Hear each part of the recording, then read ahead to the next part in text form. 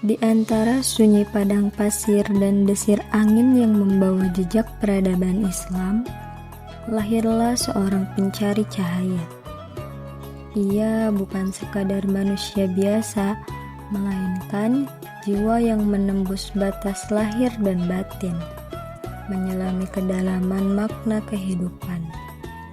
Dialah Najmuddin Al-Kubro, seorang sufi agung yang namanya terukir dalam sejarah sebagai penuntun jiwa menuju Tuhan. Najmuddin Al-Kubro lahir pada tahun 1145 Masehi atau 540 Hijriah di wilayah Khwarezm, tepatnya di Khiva, yang kini termasuk bagian dari Uzbekistan.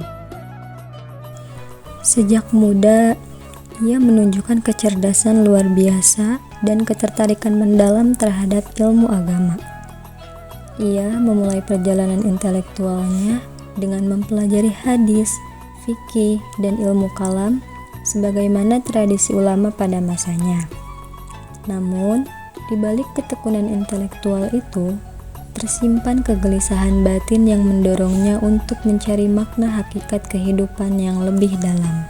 Pencarian tersebut membawanya mengembara ke berbagai wilayah, termasuk ke Mesir, pusat pencarian ilmu keislaman pada saat itu.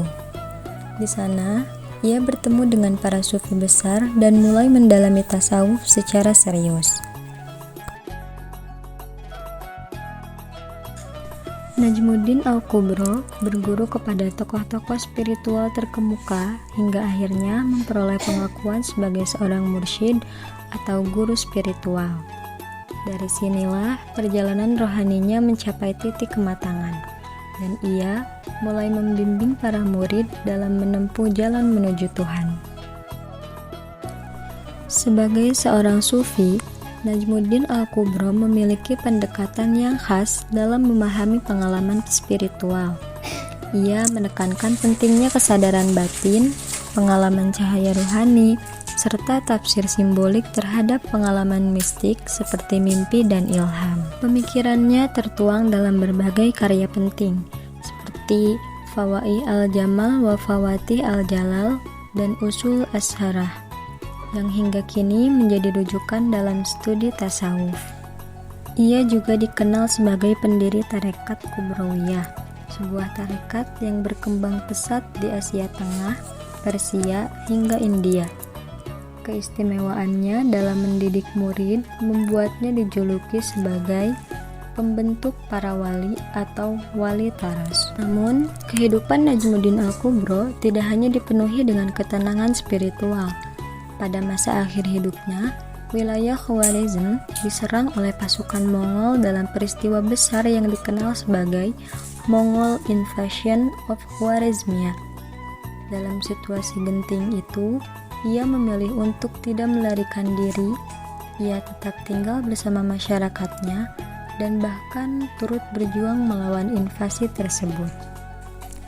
Pada tahun 1221 Masehi atau 618 Hijriah, ia wafat sebagai syahid, sebuah akhir yang mencerminkan keberanian dan keteguhan iman seorang sufi sejati.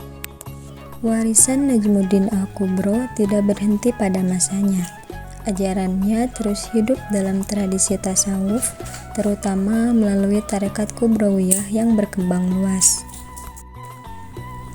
Melalui karya-karyanya, ia mengajarkan bahwa perjalanan menuju Tuhan bukan hanya soal ritual, tetapi juga transformasi jiwa secara mendalam.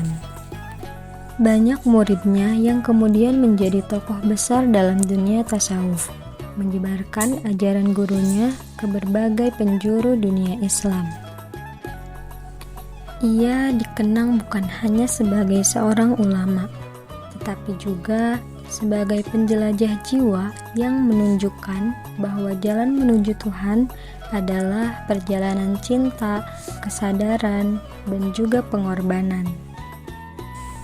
Dari mihrab ke medan jihad, ia pulang dengan syahid, zikir di hati, dan pedang di tangan.